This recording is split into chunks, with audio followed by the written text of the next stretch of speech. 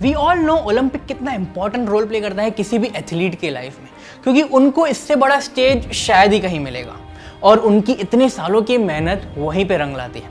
लेकिन आज मैं एक ऐसे मूवमेंट की बात करने जा रहा हूं जो सिर्फ स्पोर्ट्स तक सीमित नहीं है बल्कि एक रिवॉल्यूशन बन गया है। मैं बात कर रहा हूं पैरालंपिक्स की।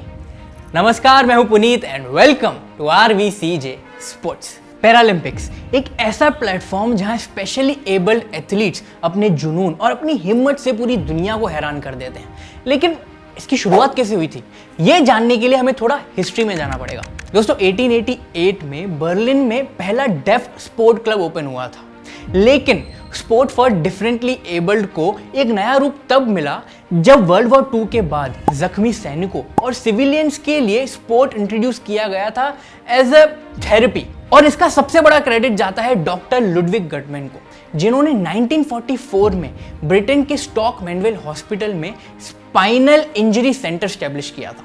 उनका मानना था कि स्पोर्ट्स से किसी भी पेशेंट की मेंटल स्ट्रेंथ को ठीक किया जा सकता है।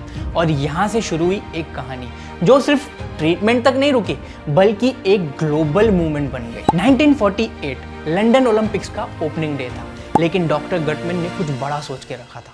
उसी दिन उन्होंने एक कंपटीशन ऑर्गेनाइज किया था व्हील चेयर एथलीट्स के लिए, जिसको नाम दिया गया था स्टॉक मैनवेल गेम्स, जहां पे सिर्फ 16 एथलीट्स ने पार्टिसिपेट किया था। लेकिन ये बन गया था पैरालंपिक गेम्स का पहला कदम। 1960 रोम, जहां पर पहली बार पैरालंपिक गेम्स ऑर्गेनाइज हुए थे, जहां 23 देशों में से 400 एथलीट्स ने पार्टिसिपेट किया था।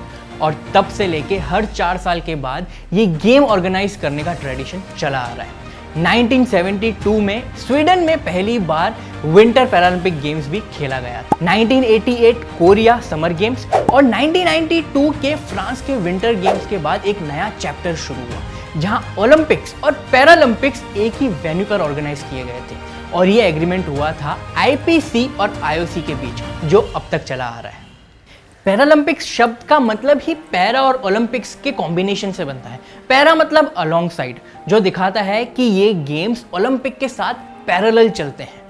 दोस्तों, 1960 के बाद से पैरालंपिक्स की फैमिली लगातार बढ़ती गई है। 1982 में 4 मेजर इंटरनेशनल ऑर्गेनाइजेशंस ने मिलकर international co coordinating committee sports for disabled in the world बनाया था, ताकि सभी डिसेबल एथलीट्स को एक प्रॉपर प्लेटफॉर्म मिले उनकी एबिलिटीज को दिखाने के लिए। 1989 Germany finally international Paralympic committee की स्थापना हुई, जो आज भी पैरालंपिक गेम्स की गवर्निंग बॉडी है। और अगर इंडियन एथलीट्स की बात करूं तो पिछले साल का यानी कि 2020 का टोक्यो पैरालंपिक हमारे लिए सबसे सफल साबित हुआ था।